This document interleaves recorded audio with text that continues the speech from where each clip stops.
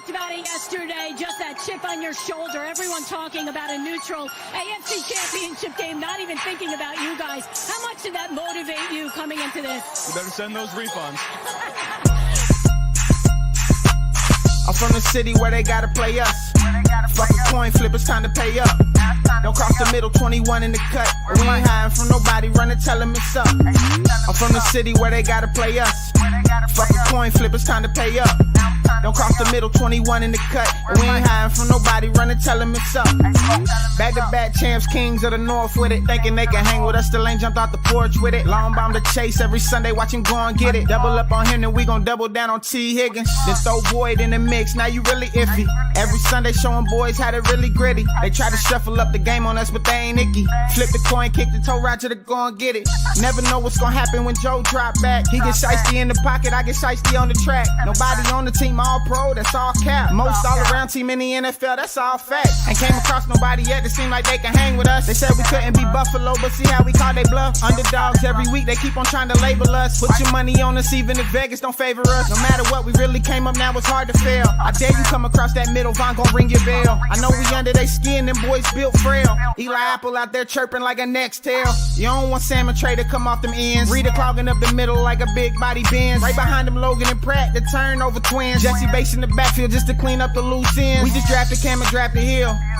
Instant gratification every time that they on the field. We can't go back to what we was, cause that's the loser way. It's been hard to throw on us since we picked up a Woozier. It's like win after win, feel like we could really do it. Zach Taylor doing his thing for the city, I give it to him. And I bet Samaji will find a hole if you give it to him. Hayden Hurst don't need a hole, he just plan on running through him. Just hand it off to 28 and let him do the dash. Getting hit by BJ Hill probably feel like a car crash. Every week it seem like Lou digging deeper in his bag. And if the game on the line, all my favorite money match. I'm from the city where they gotta play us. Fuck a coin flip, it's time to pay up. Don't cross the middle, 21 in the cut. And we ain't hiding from nobody, run and tell them it's up. I'm from the city where they gotta play us. Fuck a coin flip, it's time to pay up. Don't cross the middle, 21 in the cut. And we ain't hiding from nobody, run and tell them it's up. What do we say, Dolph? They gotta play us! That's right, y'all. They gotta play us. What's going on? Welcome to the show. This is Bengals Talk with Strawberry Ice. I'm your host, the Iceman, Jeff Trunapole. And as always, I bring you sports from a West Side point of view right here in the great city of Cincinnati, Ohio, home of the back-to-back AFC North champion Cincinnati Bengals. Now, do me a favor, if you found the show, hit that like and subscribe button. Smash that thumbs up. You guys are awesome. I'm up to 2,210 subscribers. As always, I appreciate every single one of you guys. Now, if you're watching on Facebook or Twitter, that's great. But do me a favor. Go to the YouTube channel, Bengals Talk with Strawberry Ice. Hit the subscription button, hit the bell for the notification, and every time I go live, you'll be notified. Also, exclusively in the YouTube chat crew, we're doing super chat. So if you got a question for Game On, who's one of the most energetic Bengals fans around there, or Big Daddy Diesel Dale, or you just want to support the show, give me a super chat. I would greatly appreciate it. And as always, I'm coming to you live from this glorious place down here. It's the Ice Cave. The Ice Cave is brought to you by T Properties. T Properties, quality housing for quality people. Check out the website at www.tpropertiesllc.com for all your rental property management needs and your rental needs. And you know what? I wear it every single day. I ain't got one on right now, but I got the banner behind me. I got the beer. I got a good bear hat on. But if you want to support a great cause, meaning the Joe Burrow Hunger Relief Fund or the Joe Burrow Foundation, go to jackpotjoey9.com. Get you a hat, get you a shirt, get you a flag. Because, you know, Jackpot Joey's going to win the Super Bowl this year. He's going to get the MVP. 50 touchdowns. Who knows? MVP? I don't know. Anyway, go to jackpotjoey9.com and get your gear there. I greatly appreciate it. What's up to everybody in the chat? Stranger, you're first. What's going on? Joe's in there. Randall's in there. Pork Chop, my boy's in there. Dale Ramey. What's up, my boy? And Smash Adams, what is going on? All right, guys. So, I got to title this show, Did the Bengals Break the Buffalo Bills? Because of all things that happened, you know, with the Stefon Diggs and Josh Allen and all that stuff. Now, it kind of seems like they might have kissed and made it up, but, yeah. Let's get the Game On and Dale and see what they had to say. Here's Game On. What's going on, brother? What's up, man? How we doing? Oh, just living a dream. Here, let's get the big Diesel Dale here. There's my boy. What's up? It's CBJ Dale today. CBJ Dale. My bad. I wish I could see CBJ. Yeah, exactly. All right, so what do you guys think? I mean, people say we broke the Titans after the playoff game. They haven't been the same. Did we break Buffalo? I mean, did they kiss and make up today? I mean, maybe they did. Glenn Goodberry's putting it out there like they did. What do you got, game on? 8 straight victories before they played the Bengals, right? Yep. The Buffalo Bills were on a streak. Now, people will say Josh Allen wasn't playing his best football. Their defense was humming. They were playing great football all around. Stephon Diggs ran into a buzzsaw. He didn't know what hit him, okay? That's what ended up happening. The Bengals stifled them in the run game. They were able to get pressure on their quarterback. Their defensive line couldn't get pressure on our quarterback, even though we were starting 3 replacement offensive linemen. They had no idea what was coming to them. And honestly, he's struck right now. He's struck. He doesn't know what to do. That's what's going on. I mean, when they did a big thing on Twitter, the kids made up. I don't know, Dale. What's your thoughts? Do we break them? Is this another Burrowhead? Yeah, I'm not going to do that because I thought you did that prematurely as well. I'm like, we went to their home field once, and you're saying this. I know my whoop their ass. Whoop their ass. But I blame you and the mayor specifically because you just continue to say it and say it and say it. It's not my fault. I didn't name No, we we beat them once, but yes, we looked good against them. We looked good against them before that game ended in unfortunate circumstances on the Monday Night Football game with the Hamlin injury, but. Yeah, I think the Bengals have a better team. Did we break them? I don't think so. I think they're going to still be really good. Whereas Tennessee, we really broke them. I feel like they're like rebuilding broke them. Tannehill had to go to therapy after that game. Yeah. So I think the Bills are still going to be right in the thick of things, and Josh Allen's still a top-tier quarterback, which is something, Tannehill, we all knew he was a fraud, really, anyways. But Dale, do you feel like they broke Stephon Diggs? I don't know. CTB shut him down, and he threw a little hissy fit. But apparently he's back, right? So today he was back at camp or whatever, and all is well in that situation as far as we know that he showed up. But, I mean, obviously, yeah, I guess I would say I don't think they've been broken yet. But what happens if they start out 1-3 and Diggs isn't getting the targets that he wants or whatever? Maybe we cracked them a little bit. But they're not fully broken. Now, the thing I thought was interesting about Josh Allen's comments yesterday is he was saying the problem they're having isn't football related. And it's football. You get on the field, you can fix it. It's football. That's not hard to fix. But he said it wasn't football related. And he's like, oh, but I love that dude. So that to me is a bigger thing. I mean, he's the one that said it. I didn't say it. Josh Allen's the one that said it's not about football. So that to me is kind of like, I don't know. Maybe he's definitely. I mean, I know they kissed and made up today, but like you said, first time he doesn't get the ball. He's been a little busy too with Haley Steinfeld, Go ahead, game on. What you got? What'd you say? I said, go ahead. What about the? I was gonna say. I mean, there were rumors. I'm not gonna say that they're true. That he broke up with his girlfriend the night before that game. So there were rumors that the reason why Diggs was so upset with the game plan, the strategy, everything was that Allen looked off and he wasn't completely focused on the game. I'm not going to make that because it wasn't just Allen that played bad. It was Allen that played bad. The defensive line played bad. The secondary played bad. The special teams played bad. We dominated them in all 3 facets of the game. So did we break the Bills? No, but we absolutely sent Leslie Frazier to potential retirement or to think about his next move. And we made their team really think about how do we beat the Bengals now? Because the Bengals are like the team that's in front of us to get to the Chiefs. Mm-hmm. It's no longer us and the Chiefs. It's the Bengals we have to worry about. But you don't buy into the fact that we only won because we wore white jerseys, right? Totally. They couldn't see us.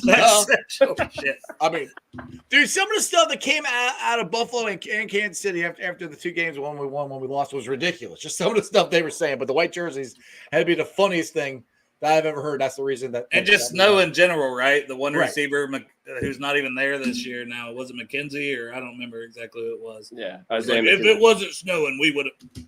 It's Buffalo. In January. It's supposed to snow there. My God. But good point. You brought their game on. I forgot this. Buffalo doesn't have a defensive coordinator, and he quit. I mean, or he's on leave for the whole year. So McDermott's going to run the defense. So that right there is a big flag for me as far as They didn't bring in anybody? Nope, that's what I know. Nope, it's McDermott. Yeah. It's McDermott. The entire fan That's base, interesting. they bashed the defensive coordinator that led them to pretty much the lowest points against in the second half by a team in the National Football League last year. And the Bengals beat them. They beat them. They not only beat them, they beat them handily. It wasn't even close. It was called a solid ass whooping, is what it was. I really think we were going to hand them one too on that. On Monday night, we were going to beat them Monday night. Dude, they were just going up and down the field there was no defense. Well, were you there, Game On? At the Yeah. Oh my God! Then you know that's what I mean. Unless you were there, you don't like that. I don't know. The environment was different. It wasn't even like that in the playoff game or the Raiders playoff game I was at. Like it was different. The vibe that night was different, and I don't think anyone could have beat that team that night. Dale, it was like everybody joined Bengals and Brews before they came to the game. Everybody got wasted. I did coming to the game that night, but wasted in a good way. Yes, in a good way. We were. I don't think that there was a Bengals fan in that stadium that thought we were losing that game. No, everyone thought we were about to take that number 2 seed, take home field, and potentially have an opportunity with the Chiefs, pending if they lost. Yeah, so, exactly. Now, talking about the number 2 seed, that brings me to this season and how I think it's very important for the Bengals to get that number 1 seed. We want them to come to the jungle every single game for the playoffs. And that's where I know Zach Zach plays up like, well, we're going to keep doing what we've been doing, which, I mean, what he's been doing works. I mean, I'm not questioning that. But, guys, to me, that's huge to get that number 1 seed this year. That's a thing that I think they have to get this year. Yeah, I agree. Like I was saying, I think that's how, because I'm like, how do we ever replicate that atmosphere for that Bills game? Because it was so rare. I think it's if we're hosting to go to the Super Bowl and we're playing like at night and we're hosting to go to the Super Bowl. Like I'm sorry, but then any team, like I would love to have that atmosphere. And the Chiefs got to come in here with the Super Bowl on the line and our home fans having that home field advantage behind the team. It would be awesome. Yeah, if fans didn't know, the Kansas City Chiefs have not beaten us in Cincinnati since 1984. The Bengals getting that number 1 seed pretty much would guarantee them a spot for the AFC Championship and probably guarantee them a spot for the Super Bowl. Even if not the number 1 seed, just a healthy offensive line is going to win us the Super Bowl here, fellas. Now that brings me to the discussion we've had a lot here. Me and Dale talked about yesterday, and we had it on Bengals and Brews earlier. Today is the offense line, and Jonah has come back, and he said all the right things. And I personally think the Bengals should have reached out to Jonah and said, hey, after they signed Orlando, I think it happened real quick. Said, hey, we're going to move the right tackle. So I understand where Jonah is a little salty about it. So I understand that, and he has every right to be. But the thing for me, Game On, is the depth that we have on this offensive line right now.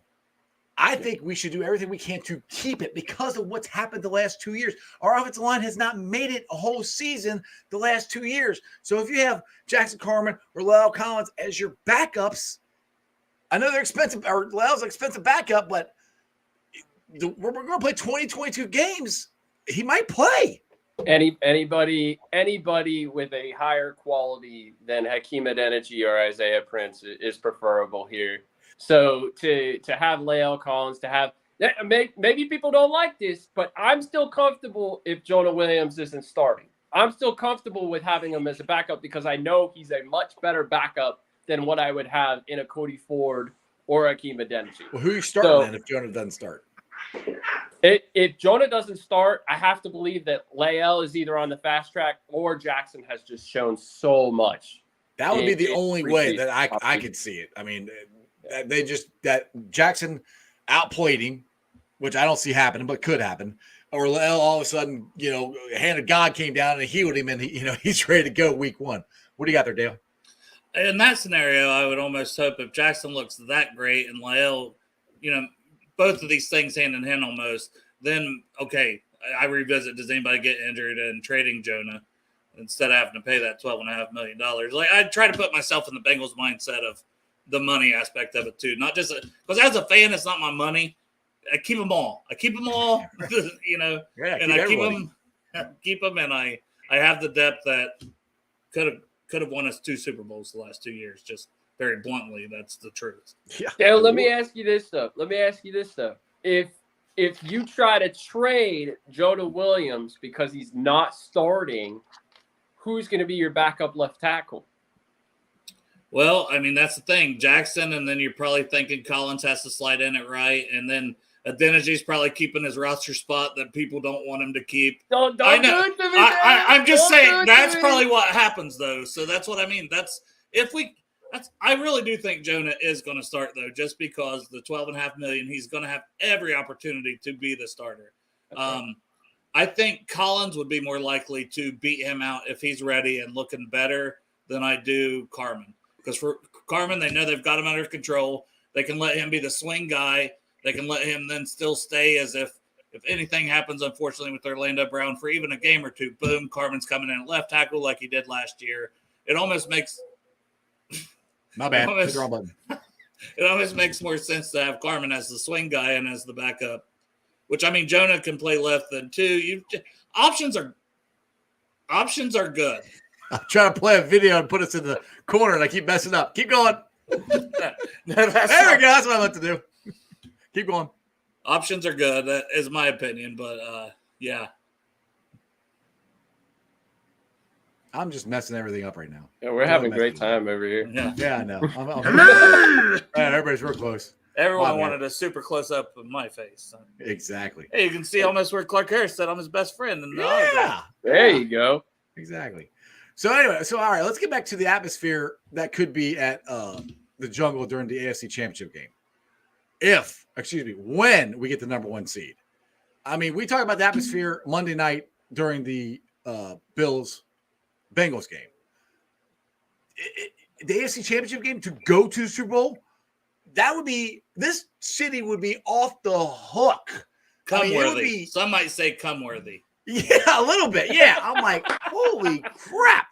They That would might have to block off multiple exits for people to get inside of the city and outside of the city. Once they're downtown, that's it. You know, because there's going to be so many people there that night. You remember how crowded, or were either of you downtown for the AFC Championship game at the Banks? Yeah, after we won. Yeah. Yes, Yeah. I went No. down, You I went remember down how to the crazy Banks it was? after we won. Oh, You remember dude, how crazy it was? Oh, it was, dude, that was the biggest party. It was snowing. Nobody cared. Everybody was hugging strangers. Everybody's buying each other beer. We're having an awesome time. We're not even paying attention to the 49ers and the Rams game because we don't care. We're going to the Super Bowl. That was so much freaking fun. I will never forget that. Yeah, I was at Mount Orb. Went to Butterbee's with Derek and Sarah and like hugged so many strangers at that bar because everybody was there for the Bengals watching the game. So like that was a freaking awesome moment. But I can't imagine to have been down at the Banks. Like, Oh, dude, that's the thing I keep like. So I keep saying we won't get the number 1 seed, but just think. I mean, you get the first game, playoff game in the Jungle. Second game, third game. It just keeps building and building and building, and you get to that moment where, holy crap, we're in the AFC Championship game here, and it would be even a bigger moment because we had to go to Kansas City the last 2 years. You know, did they come here? Dude, there's no. If they come here, nobody's beating us. I don't give a crap who we play. Nobody's beating us in the Jungle. not even the referees can beat us in the Jungle because they're not making it out of there if they pull that shit here. Exactly. That's right. All right, I want to get to Ken's comment here. Talk about Jonah again. He said, "No doubt, this team depth is the best I've ever seen. It even with the youthful safeties, those dudes have played big time football at major programs." Now, I'm with Ken. That does kind of worry me. Losing, and I've said this before, losing Bell and losing Bates is big, and having the two not rookies, but you know, we got geez, I can't think of their names now. Jordan Battle. Jordan Battle was drafted along with Dax, who was drafted a year ago to replace. I'm trying to do too many things. I have brain farts. But anyway, having those guys in there and having to rely on them in the secondary is a big deal. You know, how worried are you guys with that? You want to go? You want to go? Oh, okay. Go ahead, game on. So I'm not really worried at all. I think the coaching staff has talked very highly about Jordan Battle. and his instinctive skills. They've touted his ability to be able to know the opportunities for every single position on defense based off of a scheme or a coverage. So I'm really excited to see what he becomes. Nick Scott has made big plays in big time situations. He was actually starting for the Rams on that Super Bowl team, and he had a great Super Bowl run that year in 21 at safety. So I believe they have every bit of confidence in him. And then Dax Hill, what's not to like about Dax Hill? Like the all-around playability, play him in the box, play him deep. I mean, his ceiling is much higher than what Bates would have been. So, yeah, I agree with everything you said. And like I don't know. And going into the draft, I didn't even feel this way. But now hindsight, it's like, damn, the Jordan Battle pick. We're having this conversation. We got him. Mm-hmm. Like, I could understand the conversation because Nick Scott, I'm like, I don't know. You know, you're really like replacing Bell, a leader, and this and that. But then getting Jordan Battle on top of it, now it's a competition. And Jordan Battle it just writes up like Von Bell. Leader, smart, play, day one plays at a major program, you know, Ohio State, Bama. Like, everything is so similar. Plus, he still played special teams, starting for basically 4 seasons at Alabama. Team captain along with the guys who went first and third in the draft. It's unreal, like, how good that guy can be and how perfect of a fit he is for what we lost. Like, for losing Bell, he fits in so perfectly. And even if Nick Scott starts week 1, Jordan Battle, we talked about this the other day, Jeff. I said I can't see Jordan Battle staying off the field. He'll either be like where CTB and he takes over halfway through the season as the starter, or he'll be getting so many snaps that it doesn't matter if he's a starter or not. He's going to play a lot. Yeah, I can see situationally Nick Scott sliding in at the end of a game or on a third down where you got to have it deep and you need that extra safety instead of a linebacker. Like, I can see him coming in and playing that Dax Hill role that Dax Hill played last year, where just situationally you use Trey him. Flowers, right? Trey Flowers is gone. Yeah. So the 3 safety look is what I think is good. We're going to see that more of that this year because of the versatility that like you just said, Dax has. I think, and you put Battle in there. I think we might see that a lot more this year than we did last year. Now, one thing here, Michael Madden here goes, he said, do you guys, and this has been a question, I don't really know the right answer, but do you guys think we need to play the starters in preseason? No. No. I'm going to say no because I would have said yes a year or two ago, and it seems to have worked for us. The only caveat I have against that is not the starters, like and it's just for last year. And hindsight's 2020, where they have so many new starters on the offensive line. Those guys, it would help to play a couple series in the preseason. Now this year, the interior is the same. You know, you got Jonah going from left to right. I don't really think they have to play a whole lot. I don't think Jackpot's playing a snap in preseason again. But we can even even say hindsight. But what if one of those guys would have got rolled up on in a meaningless preseason game and been out for the season before they ever got to week 1? Yeah. One series, though, man. One series a game. I'm fine. Like, that's okay. One series, take a bomb to chase.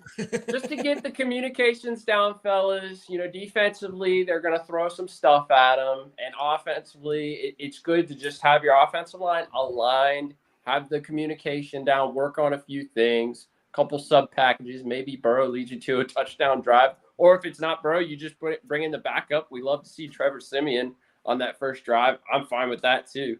If Burrow doesn't play a snap, I'm okay. Oh yeah, I'm fine with that. Well, he's practicing, right? He's getting his practice in this year that he didn't even get before. Right. He's actually hopefully going to have a normal offseason. He won't have an appendectomy or a pandemic or whatever. You have an actual normal offseason would be great. Yeah.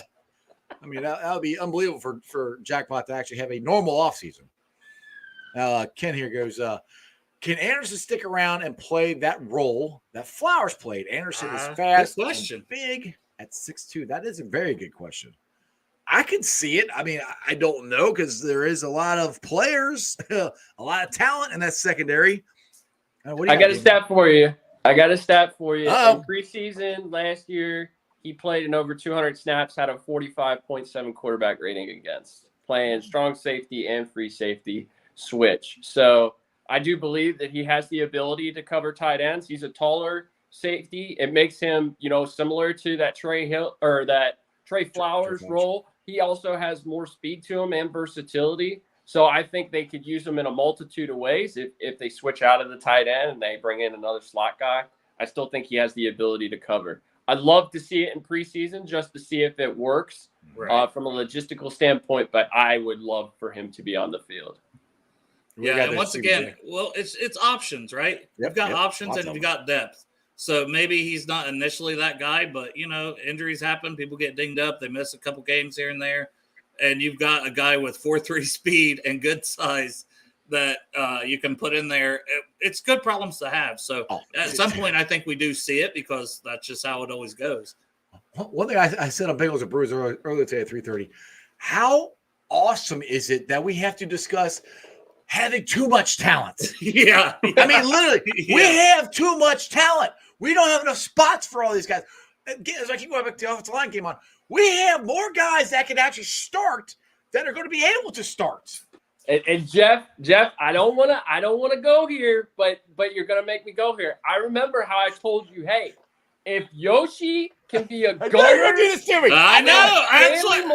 The Stanley Morgan job, people, might be in jeopardy because this kid has Olympic speed and is a gunner opposite Tyson Anderson, who played 900 snaps in college as a gunner. We're set right now, special teams wise. Right. We have so much insane depth that it kind of makes us look at some of these guys that are really just good at one thing and saying, might be cut worthy this year, people. Might be. We'll see. Could be a trade still out there is kind of what we talked about on the show earlier as well. Maybe there's a trade out there, and I think the Bengals are very high on Zach Carter. We talked about this on your show yesterday, Jeff, because every indication is, not drafting a guy, not bringing in an extra guy there, that they're obviously high on him. Mm-hmm. But what if there is a guy that becomes available via trade like what we got BJ Hill? And you've got an extra tackle or you've got an extra wide receiver or an extra whatever because we have depth that you can go and now add another piece. That might be that tight end on the outside from one of those teams where, their contract doesn't look good and they want to waive them, or they just don't see them fitting in with what they're going to be doing, and the Bengals have high value on them. That might be one of those situations. Yeah, I can totally see, just like Ken, the team would definitely be eyeing the waiver list. I can totally see us, for sure. I just have a feeling we're going to pick up another tight end at the last final cut down day. Somebody's going to cut. Lyle Collins for Hunter Henry. You doing it? You doing it if you feel good about Jonah and Carmen? If I feel good about him, yeah, I'm doing it. If I feel good about him. It's the cap space for me, man. I think Hunter. They're both about 10, I thought, for their cap hit for this season. Hunter might be more. Yeah. I could be wrong. I think Hunter Henry might be 15.5 total.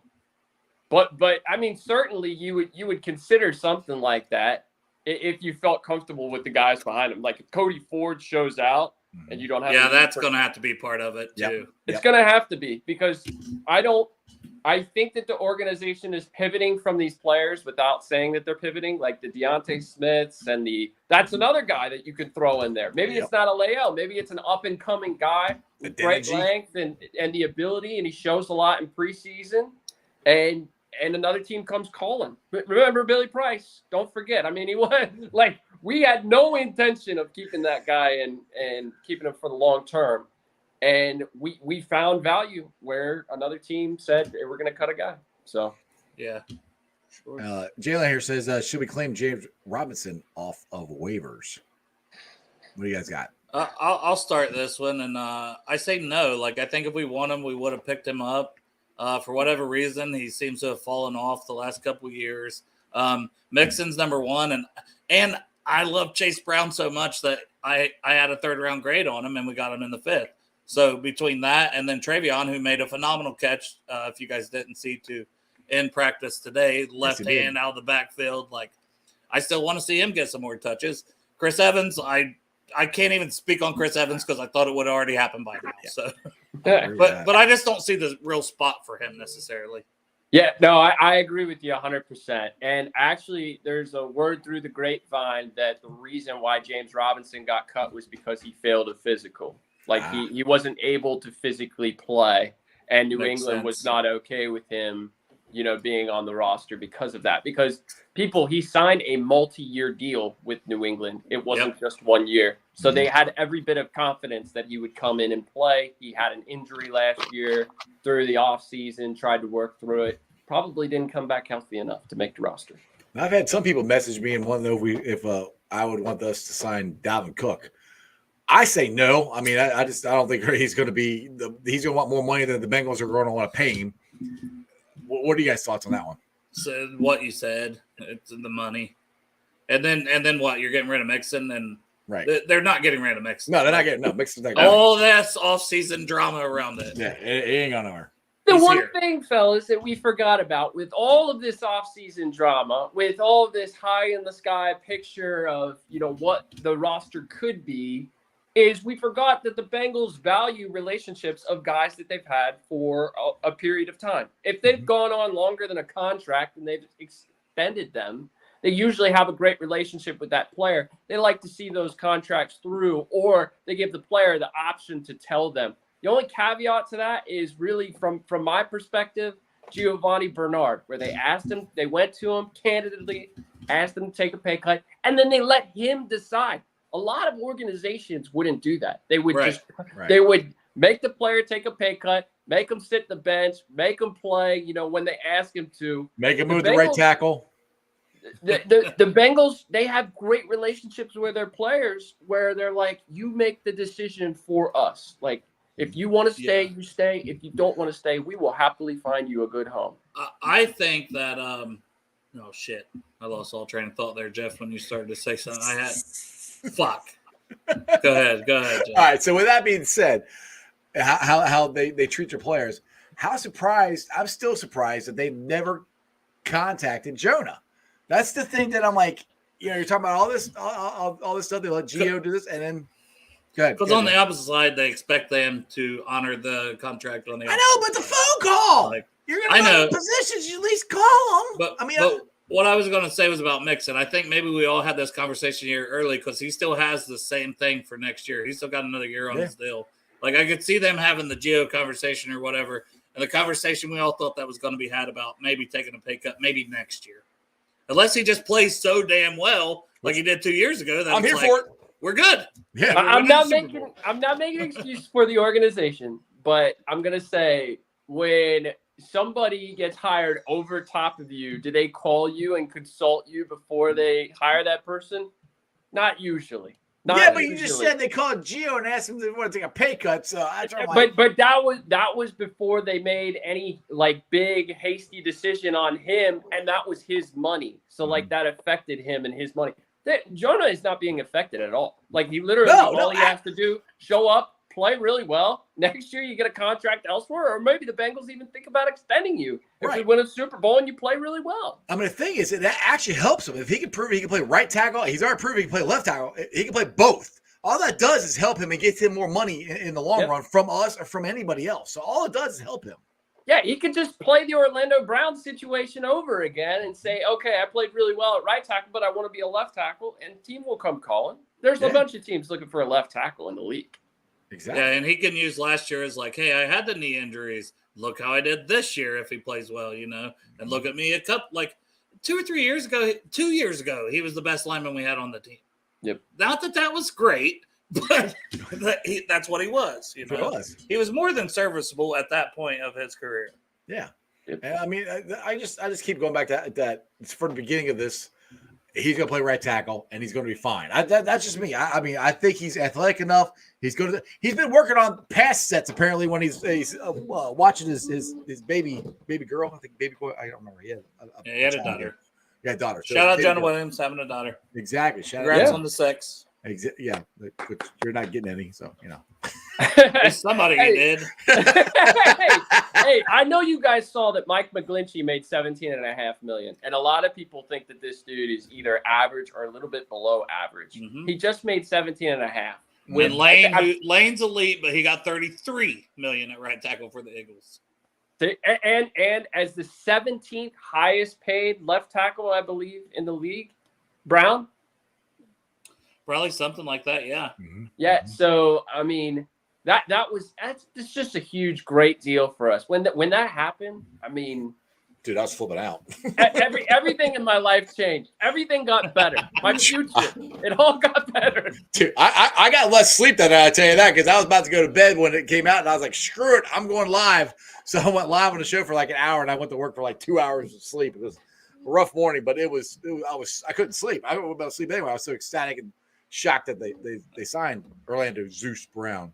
Game on. Did you think it was real when it first happened? Because I always go back to that for me. Like, I was like, oh, is this account real? Like somebody sent it to me, and I'm like, I had to double check, and I had to check like the number of Twitter followers and stuff on that account. Yeah, so mine was, I actually had all of these guys all tweets on. So it would just send it to my phone. I was watching the Bearcats win an NIT game, and it was nearing the end, man. Yep. And I looked down at my phone. It's like, okay, Orlando Brown, sign. And then I was like, it's probably the Bears. It's somebody, who has a lot of money. And then it said Bengals. And I just yelled, holy shit. And my two kids are sleeping in the next room. My wife is right next to me. She was like, what happened? What happened? Right. Like, we just signed the left tackle. She was like, are you kidding me? That was me. You woke me up for that. That was all this big news, woman. We're winning multiple Super Bowls. I was calling Dale. I'm like, dude, we're going live. I'm laying in bed. I don't care. Get up. Let's go. No, I wasn't laying in bed. I was laying in bed when I got the news, and I was like, when I was like verified it was real, I was like, holy shit, like that. And I was so run, and I'm telling Marissa what's risk. I'm like, okay, and then my daughters walk in. I was 17, 13. They're like, what is wrong with you? I'm like, we got Orlando, but they could care less. So, yeah. What? Our women just don't understand. They just don't get it. I don't know. My wife looks at me like that all the time. He's just a football player. I know, but he's like a great left tackle that we needed to win the Super Bowl this year. I'm getting a tattoo right there. Right. The Orlando Zeus Brown has helped me get my Super Bowl tattoo right there. When we win the Super Bowl. When we win it this year. That's it. All right. With that being said, all right, game on with mandatory minicamp starting. Is there anything that's been any players been standing out for you, been paying attention to it or anything like that? I'll be back. All right. Couple of interesting ones now, man. I mean, Alan George playing over Sidney Jones with the ones. That's really interesting to me. Tells me that the team has a lot of confidence in what he's done in the past. He knows the system. They like what they have in him, and right now he has the upper hand between those two guys if they're making the roster on the back end at cornerback. The other one, I've already told you, it's Yoshi, buddy. Yoshi. It's Yoshi. Okay? Yoshi making catches with the ones. Yoshi being a gunner on first team. Love to see it. Hopefully we see it in the preseason. We get a real good action of that, and we understand what we have there. Because if he is every bit of what I think he can be at gunner, and you pair him with Tyson, our special teams just got a whole hell of a lot better. Our special teams coverage, I should say, got a whole hell of a lot better. And that's going to make us better because I believe we were 27th last year in special teams alone. And then you talk about Brad Robbins. Somebody said Brad Robbins kicks the ball so high, and I watched a couple of videos. I was counting 5.5, 6 seconds. I don't know how you can go that long with having the ball in the air, but it did. It happened, and this guy is the real deal. And not only that, Jeff, he's angling the football. A beautiful thing, people. Not just kicking it right down Broadway, but angling it left, angling it right, out of bounds, 50 yards down the field. Absolutely love to see it. The other thing is, obviously, Joe Burrow being established, looking great, getting it to his receivers, and with some high comments on a little Chuck Sizzle. I don't know if you like those comments, potentially being the wide receiver 4, potentially helping out the team. And he said he might have a big role. We'll see. I don't know. Dude, it's unbelievable the talent they've added. And get your point about Brad Robbins. Apparently, Trags, Mike Petraglia, my boy who comes on the show here a lot, almost fielded the punt that Brad Robbins did today. He kicked into the stands. He kicked it so far he's kicking it sideways. But yeah, watch him and Adam Midas is back at camp, and like every snap was perfect from what I heard today. So yes, we needed to upgrade our special teams badly, not only in kick return, the kicking game itself, gunners, everything. And that was one of the things, I think you'd be talking about this on the Wednesday Night Pod, that it was a thing that the Bengals concentrated on doing, getting players that can not only help the team, but help special teams. Right. Because our special teams was not very good last year. We lost a lot of field advantage on games last year. That's going to change this year, I think. Yeah, we have absolutely faster guys, a better punter. I mean, I'm sorry, Christian. I love you, Drew Christian, love you, but I don't think you're going to be. I think you're going to lose to the guy from Michigan. Pride of LaSalle. Exactly. He's a Cincinnati kid. I love him, but I think Brad's going to be the guy. Those are things that you need to win an AFC Championship game, to win a Super Bowl, and that's where this team is. I've said it a million times. This team is stacked. Like, the only thing that worries me about this team is I wish we were a little deeper at tight end. I am concerned. Now, hopefully Zach Carter can step up. I am concerned about getting somebody to replace Larry Ogunjobi. Now, those been 2 years, but if you can get BJ Hill off the field a little more, get DJ off the field a little more, because we're going to play 20, 22 games this year. We're going to go to the Super Bowl. They're going to need rest. That's what happened with the Miles Murphy draft. That's going to give Trey Henderson rest. Whether he likes it or not, it's going to get him off the field. Absolutely. Sam Hubbard. That's what we have with the team. We have more depth now than I think we've had, 2015. Yeah, exactly. And when you look at this roster, I mean, take a look at running back, right? The fact that that they're touting a lot about Chase Brown and what he can do, and even he looks really good. He looks the part. That change of pace back that everybody says Key Ryan was this great back last year, and he was a thumper. There's no doubt about it, but he didn't offer you anything in the pass catching game. Right. And that's where Mixon truly was much better this past year than in the run. He was a much better pass catcher. And we know that the Bengals want to use their running backs as pass catchers. So I think that versatility right there, looking at the offensive line, all of the depth that we have there, the defensive line, as you managed to be able to take Trey Hendrickson off the field, to be able to take Sam Hubbard off the field. Hopefully Osai gets full snaps this year at the start of the season. Game on. That's the dude. I'm telling you, he is going to have a breakout year. Yeah, because everybody remembers the play at the end of the Chiefs game. Everybody remembers that. But remember the 5 or 6 other plays he made before that, where he was sacking Mahomes and putting pressure on him. Joseph Osai is going to make a difference this year. I almost guarantee it. Right. I absolutely believe that. The other one that I want you to watch now, I know I brought him up, and Zimmy was not happy about it. you might, people, we can go back and play the clip. You know what? I'll clip this one and I'll put that one in there. Side by side. We'll put it side by side. Tanner Hudson, people. Yeah. Tanner Hudson was doing long snapping when Cal Automitis was out. Something to think about, because Will Cox did it last year. He's not here this year. Right. They need somebody to be able to step into that emergency role. Pay attention to that as they're looking for the extra guy to be on the roster, and you're wondering, okay, who will it be? Will it be Michael Thomas? Will it be Stanley Morgan? Will it be this guy? Will it be that guy? Tanner Hudson has multiple uses, and he also played quarterback in college too, as well. Hey, this is an interesting question here for MC, if I'm saying your name right.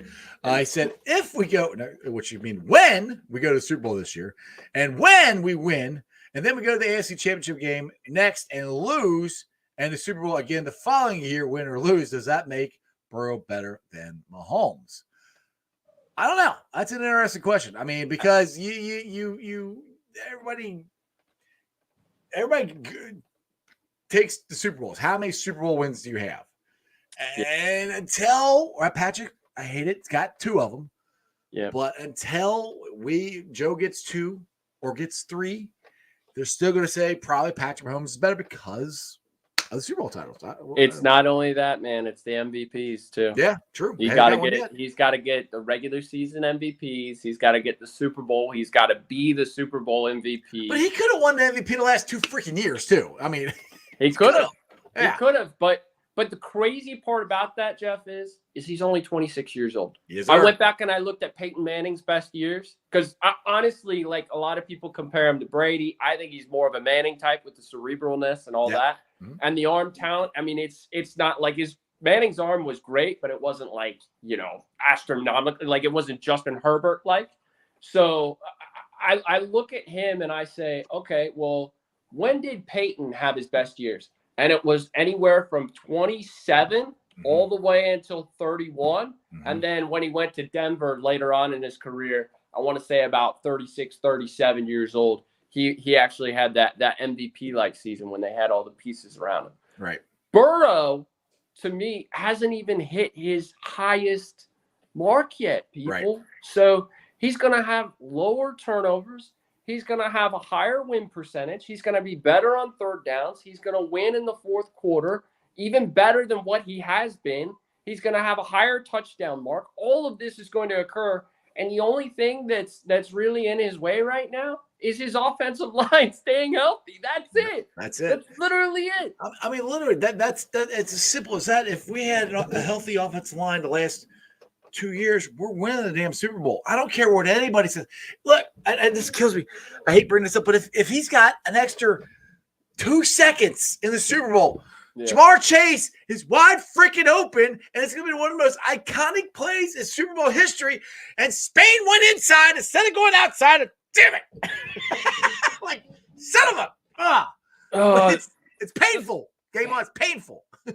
Absolutely painful. It's painful to think about.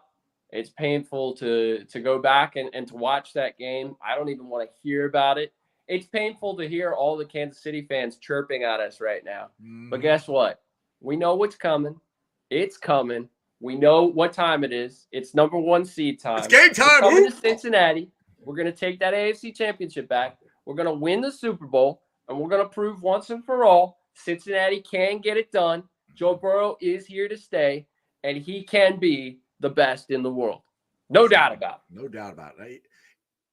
EC here says that just rewatch the past 2 playoff games. Man, we need a line. That's what Orlando freaking Brown is. I mean, our interior, that's the thing. Our problem wasn't our interior. Our interior line was pretty damn good last year. Our problem was our tackles last year. Jonah was injured a lot. Lael was injured. They both are injured. They didn't have great years. Now, hopefully, Jonah's got his knee nice and healthy. We have a healthy Orlando Brown. We got our tackle set. We got our interior set. We have backups upon backups. I mean, this is it, dude. This is game on. This is the year. It's this year or bust. I mean, if we don't win it this year, I don't know. This is the year. It's Lou Anarumo's solidification of becoming a head coach. It's Zach Taylor cementing himself as Cincinnati's greatest head coach ever. The Bengals' greatest head coach ever. Build the statue of Joe Burrow in front of Paycor Stadium. It's happening this year. When it happens, everybody's going to get tattoos. We're all going to build a statue. It's going to be a great time. Cincinnati's going to be pumping for next year. And people are going to be like, oh, pay all 3 guys, pay all 3 guys. Nobody's going to care. We're going to pay all 3 of those dudes because we're going to run it back and we're going to do it right again the following year. Back to back. Exactly. True. I'm getting my tattoo right here. My Lombardi, the year, date, who day. Yeah, it's going right there. It's going to be you Usha's face on it like Greg. Yeah. So that is a good question, Game On. Will you, if you saw Yoshi and you have to take your shirt off, you get an autograph across your nipple, will you get his tattoo, his autograph tattooed across your nipple like Greg's want to do? Greg needs to. It depends on how many beers have I had. I mean, Dale, you run a beer show. How many beers in do you have to be to do something like that? Me? Greg or a normal person? How about Greg? How many beers in was Greg when he got 2 beers? Greg, I like. Give him a rum and coke, right? A couple rum and cokes. I've heard he gets pretty wild. We just mentioned Yoshi's name on the show, and he was completely sober and took his shirt off on the show. So, there you go. That's beautiful. Hey, he's fired up. Who wouldn't be fired up about that kind of speed, that kind of versatility? It opens up everything for us. And now we don't have to rely on scrubs, Mike Thomas, Stanley Morgan, these guys that just can't get it done on the football field when we're on offense. And we can rely on these guys that are multi-versatile. They can play special teams. They can play offense. They can do a lot of different things for us. Play inside and out. It's an exciting time, people. Exactly. You should be happy about it. Now, one thing, Greg, we where you're going is the upgrade at special teams. You guys had Brad Robbins on your show. Not only him, Yossi, Cal Demise is back. I was going to say Chuck Sizzle is what I was going to say to that. Like, imagine also you were saying the receivers, but Trent Taylor, the potential upgrade at punt returner, where it's like, oh, man, Chucky Sizzle here might catch one and house it. We never thought Trent Taylor was going to house one. We're like, just catch the ball, please. Just catch it. When was the last time we had that kind of dynamicness to our punt returner? Peter Pac-Man, Ward, maybe? Pac-Man. Pac-Man? Yeah, Pac-Man's a good one. People said Erickson a little bit. Oh, no. I know. I hear that, though. I've seen that take out there, and I just go, no, Pac-Man. I like Pac-Man. All right, Pac-Man, when the ball is in the air, you're literally thinking, all right, you catch it, see how many people are in front of him. He's got a chance to go. If he has any space. He has a chance. That's what I think we're gonna have with Chuck Sizzle. I mean, he can take it to the house at any given moment. And we haven't had that since Pac-Man. And that's another dynamic that we're adding to the Super Bowl team. Like, oh my God. And the when you work really break down what we have, the work he's putting in. He's staying after 90 minutes or longer every day. Hey, I was told Brad Robbins was the first person there. And when I saw that video, he was angling those punts out of bounds, 50 yards down the field. It's a beautiful thing. I told Jeff, I was like, I haven't seen this in a long time. Okay, Kevin Huber, I mean, he was good for a very long time, but Kevin Huber, towards the later part of his career, just couldn't kick it 40-plus yards. He had no leg left, and he was still beating out Crispin. And then we all saw why that was. Because he's inconsistent and he has shit for hang time. Yeah. Imagine if we had Brad Robbins in the AFC Championship game last year, or if we had Brad Robbins the year prior in the Super Bowl. Remember when we couldn't even flip the field in the Super Bowl? Yeah. Difference maker. Basically, I mean, other than a couple spots, what are the holes in this team? I mean, just tight end, I think, is one we all think we could upgrade a little bit, but back up to DJ Reader, BJ Hill. I mean, what is the holes? Do we have one? We don't have a gape. There isn't a gaping hole in this team that I can think of. You got one there, game on?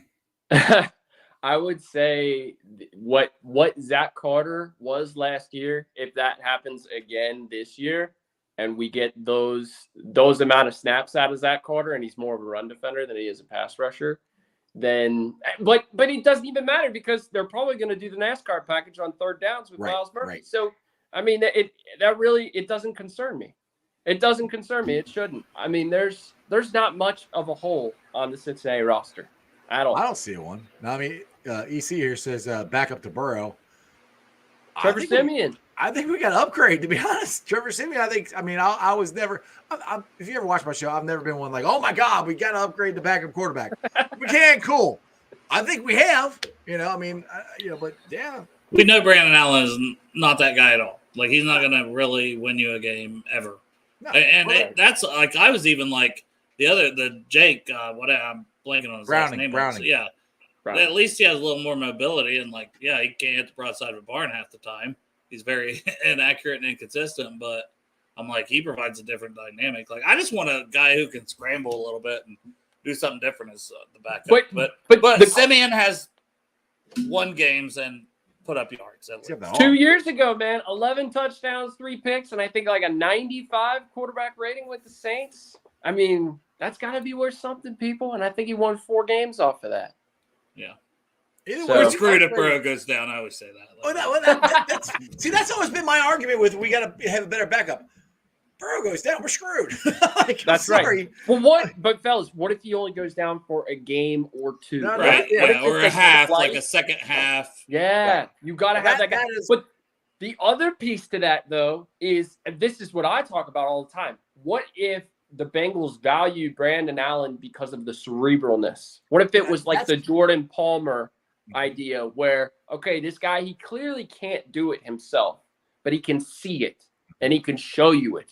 And he can help you get there if you have that ability. And he can convey it to Burrow. And that's what I took out of a lot, because him and Burrow, I think Burrow really liked Brandon Allen, to be honest. I think they worked well together. And I think that's why Brandon Allen was the backup quarterback last year.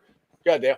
Well, I was just going to say, but they have Callahan still, and they were able to keep Dan Pitcher as well, the quarterback coach. So I think they've got enough other guys, too, that can and I don't even think Burrow really needs it. But, like, if we're saying, to have that extra set of eyes and things, he has multiple sets of eyes along with Zach, who was the quarterback at Nebraska. So I do think we do have plenty of that. And Simeon's a veteran, too. So, yeah. And he's a better athlete, too. I mean, Simeon can move, too. I mean, it's not just a stage. I mean, he's not gonna kill you with his feet, but he can move back there. He's not just a statue back there. So, I mean, it'll be interesting. Just bottom line is, I mean, they've upgraded at every position that they can, and the thing, it's not only for now, it's also for the future. We talk about this on the show a lot, with the multiple defensive drafts that they did this year, draftees they did this year, and that's for now and for the future, because I hate to tell you, people, we ain't keeping everybody. Well, we're gonna let somebody go.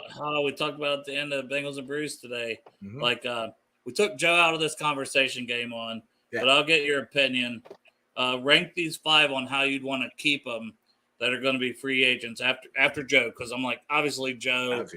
Yeah, it's going to get done. But the only reason I even include Higgins is because we don't know for sure if it's going to get done. Like, the longer that goes with Malagueta, the more it worries me.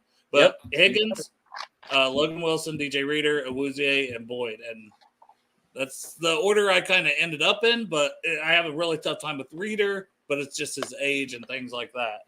So I think probably number 1 on that list for me is going to be Higgins.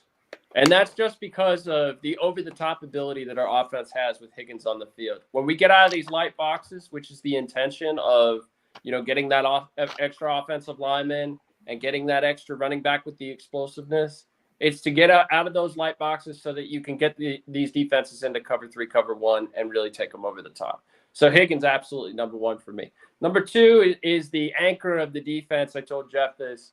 It's absolutely DJ Reader for me. To me, I would rather have Reader. I go back and forth. I would rather have Reader. I say that all the time. DJ is the man. I would rather have Reader. This is a hot take. I would rather have Reader next year. Next year, after 1 full season of all of this, I would rather have Reader next year than Trey Hendrickson. I'm with you, Bo, because you drafted Miles Murphy. I mean, that's you drafted Miles Murphy to take over for him. And then the thing is, people keep talking about Trey Hendrickson. Trey's still here for another year. And Osai, Osai. Yeah. Yep. Fills the Hendrickson role more than even Murphy does. I mean, Paul Dano Jr. said it on here, that podcast, proud. He goes, you can see it. I mean, they drafted Miles Murphy in the first round. Right. I mean, I love Trey. I do. But damn it, there's nobody to replace DJ. It may come to that, by the way. It's going to come to that. The next one would absolutely be Logan Wilson. I still think that they value what he can do on the field. And they honestly, before this linebacking core, you'll be hard pressed to find one we had as good of a linebacking. How many 3rd round picks did we spend game on year after year? The Malik Jeffersons, exactly. It was a rotating door of 3rd round picks, and they washed out in 2 years. Or secondary go free back agents. to the Paul Dawsons, the Dante Mokes. There have been so many linebackers that we've drafted in the past that have absolutely busted. So to get all of 3 of these guys in the same draft, Marcus Bailey, Logan Wilson, and Akeem Davis-Gaither, was a godsend. This linebacking core is as deep as it's ever been. But for me, Logan Wilson, to me, he's the command caller of that defense. Mm-hmm. To me, you can put him in coverage. You can blitz with him. He's a tremendous run defender. In that Super Bowl, I believe he had 17 tackles. So I gotta resign Logan Wilson. And I go back and forth almost day after day with the Wilson and Reader. I think that is the toughest debate on the order here. And I a lot of times end up going with Wilson more because they're both so good. But I go with Wilson a little more because the age, he's a little younger, and the Bengals tend to do that too. And then the durability. It was an article in The Athletic where it was saying Reader has missed like 19 games or whatever. Yeah, but Logan's been injured the last 2 years too. It ain't like he's been. But it usually doesn't keep him out or keep him out for very long. Yeah, I mean, that's a leverage point that the Bengals have in those contract negotiations for both guys. Exactly. Yes, exactly. To me, if the Bengals were going to go D-tackle, they would have gone early. It would have been a Mozzie Smith in the first round, fellas. Like they would have traded up for Mozzie Smith if he was going to be the replacement to Reader. Because you're not going to bring in somebody as a nose tackle year one in the third or the fourth round and expect them to start. Unless they love Zach Carter that much. Do what? I said unless they love Zach Carter that much. Unless they love Zach Carter that much. Yeah, but they still need the role of DJ Reader, and it's not going to be Tupo because Tupo is like the same age. Yep. Well, and Tupo's contract is up after this year too. Exactly. So the other guy that you unless they have a lot of confidence in Tufele in his future, that's the only thing. He showed flashes. Like, okay. I'll give him that. He has played and showed flashes, and he was a fourth-round pick, and he showed. He is the reason that we won that New Orleans game. If people go back and look, he made the 2 stops, which brought us to third down where we were able to get off the field and an incompletion on Andy Dalton. And then the next drive, we scored a touchdown with Jamar Chase. I think it was like 60 yards. So, to me, Tufele, I mean, he's an underrated player now. But then the other two, I think you mix and match Boyd and Awuzie. I think they're both gone, to be honest. Yeah, that's the thing. At the end of the day, I think they're both gone because they've kind of drafted the replacements. And as good as both of them are, that's no knock on how good they are. It's the money. They both deserve another good contract in their careers, too. It's just we can't fit it.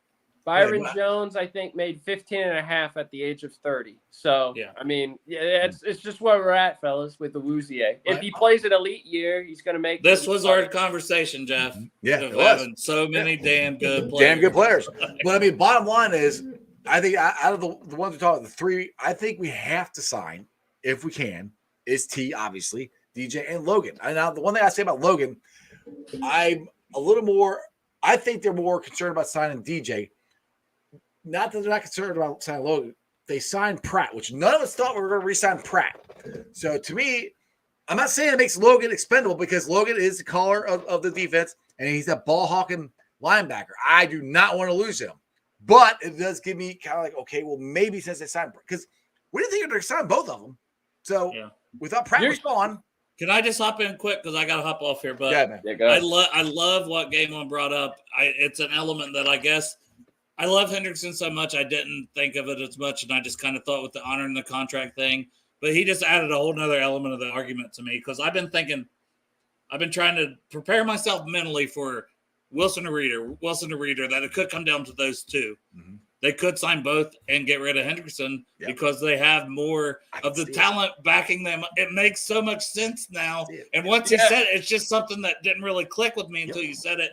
And now I'm like, that's how they keep all 3. That's how they keep those 3. And listen, Hendrickson, if by all intents and purposes, if he has 13.5 sacks again this year, like he did 2 years ago, dude is about to make a bag. Like he'll thank us for getting rid of him. He'll thank us for saying, "Here's dead cap money. Go, make your big splash elsewhere." It'll be a win-win type thing potentially, where he gets his bag. We got our Super Bowl. That's right. We're able to keep some of these guys at other positions that we haven't put draft capital into. Yep. Like because we had the draft capital to win those guys. Yep. And Osai, the way he looked. Osai looked like he could be better than Hendrickson if he plays like he was playing down the stretch. That's it. Osai didn't start to play 40 or more snaps until week 15 last year. So if you start that off at week 1, that's a whole new ballgame, people. I mean, 2 years ago, we were at 43 sacks. We're going to be right back there and then some. To me, we're going to get to 50 this year with all these guys playing all these snaps. And keeping themselves fresh, too, in the fourth quarter. Exactly. That's what I was about to say. Osai plays more. He's getting more sacks. And I think Hendrickson production goes up by not playing as much. He gets more sacks. Yep. That's it. But I got to hop off here, guys. Man, it's awesome. Game On is going to be on our show on Bengals and Brews. What did we say? Monday? 3:30? Monday, 3:30. All right. So looking forward to that because this was fun. And Jeff's on there a lot. So hopefully he'll be on there. We might be able to pick it up Monday. All right, I gotta find myself a beer, one that you guys will actually accept me for. So.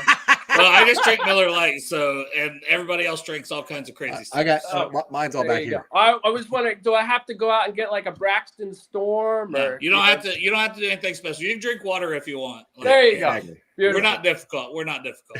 All right, Dale. See you, buddy. All right, buddy. All right, so we've been on for an hour and 4 minutes. I appreciate it. Game on. Tell everybody about your spaces because I know you're always on spaces with Ace and Sim and all these guys. Tell everybody where they can find you on Twitter, all that cool stuff. Mondays and Fridays. I try to do spaces pretty much all day.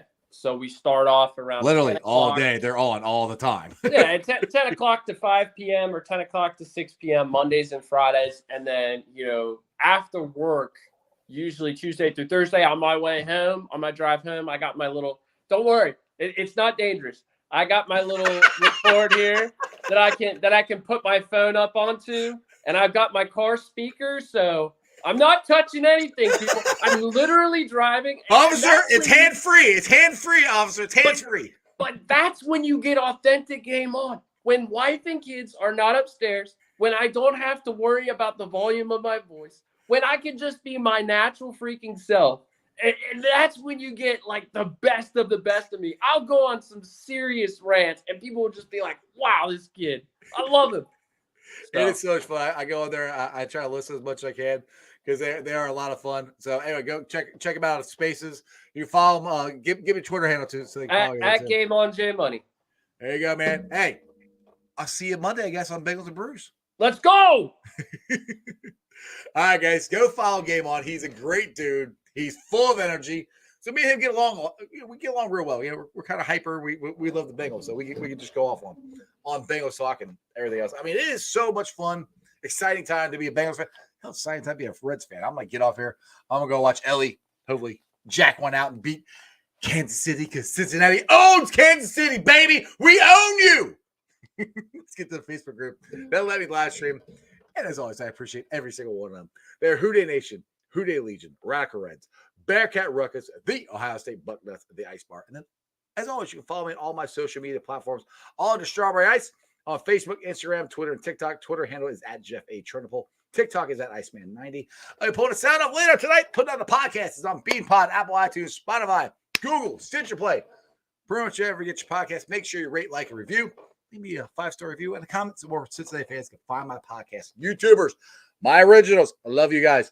I'm up to 2,210 subscribers. So if you're watching on Facebook or Twitter and you haven't subscribed, please subscribe to my channel. It's Bengals Talk Strawberry Ice. If you're on Twitter, retweet it out for me. If you're on Facebook, share it out to everybody. Tell everybody about Bengals Talk Strawberry Ice. How much fun we have on the show. It's a blast doing it. I enjoy the crap out of it. I do it because I love it. See you guys tomorrow.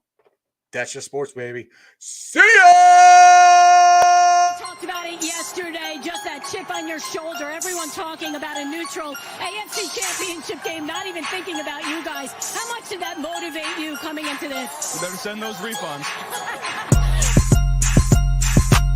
I'm from the city where they gotta play us. Fuck a coin flip, it's time to pay up. Don't cross the middle, 21 in the cut. We ain't hiding from nobody, run and tell them it's up. I'm from the city where they gotta play us. Fuck a coin flip, it's time to pay up. Don't cross the middle, 21 in the cut. We ain't hiding from nobody, run and tell them it's up.